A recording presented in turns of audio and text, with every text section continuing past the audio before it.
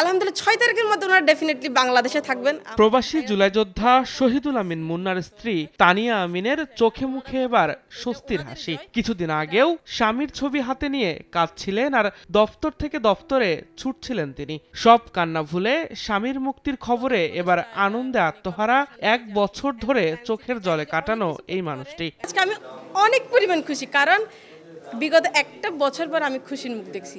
আমার চোখ থেকে টোটাল পানি সরে গেছে। সংযুক্ত আরব আমিরাতে জুলাই গণ অভ্যুত্থানের প্রতি সংহতি জানিয়ে আন্দোলনের কারণে যাবজ্জীবন সাজা হয় কয়েকশো প্রবাসী বাংলাদেশের। পরে 3 দফায় প্রায় 200 জনকে দেশে ফেরানো হলেও আবুধাবি আল সদর কারাগারে বন্দী ছিলেন আরও 25 জন। তাদের মুক্তি বা দেশে ফেরানোর বিষয়ে 1 বছরেও অগ্রগতি না হওয়ায় তা নিয়ে সংবাদ প্রচার করে সময় টেলিভিশন। পরে বিষয়টি নিয়ে দায়িত্বশীলরা নড়ে চড়ে বসলে 2 মাসের মধ্যেই বাকিদেরও মুক্তির খবর আসে। প্রবাসে বন্দী স্বজনদের মুক্তির খবরে এখন আনন্দে আপ্লুত পরিবারগুলোও। প্রিয়জনদের ফেরার খবরে ম্লান হয়েছে স্বজনদের রাজ্যের হতাশা।